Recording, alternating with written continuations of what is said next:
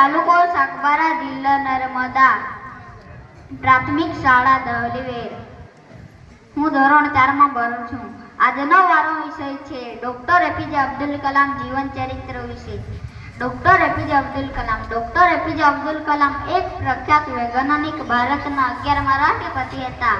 તેમનો જન્મ 15મી ઓક્ટોબર 1931ના રોજ તમિલનાડુના રામેશ્વરમાં થયો હતો.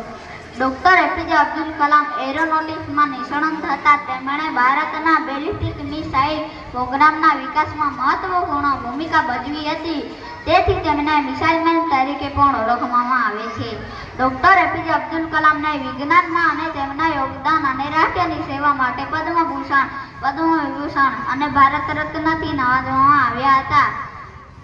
તેમની ઘણી સિદ્ધિઓ હોવા છતાં એપીજે અબ્દુલ કલામ 27 જુલાઈ 2015ના રોજ તેમના અવસાન સુધી તેમના કાર્ય માટે આદરભૂત અને સમર્પિત રહ્યા. તેમનો વારસો વિશ્વ ભારતના લોકોને, ખાસ કરીને યુવાનોને પ્રેરણા આપવાનું ચાલુ રાખે છે, જેઓ તેમની સખત મહેનત, સમર્પણ અને શિક્ષણ પ્રત્યેની પ્રતિબદ્ધતા માટે એક આદર્શ તરીકે જુએ છે.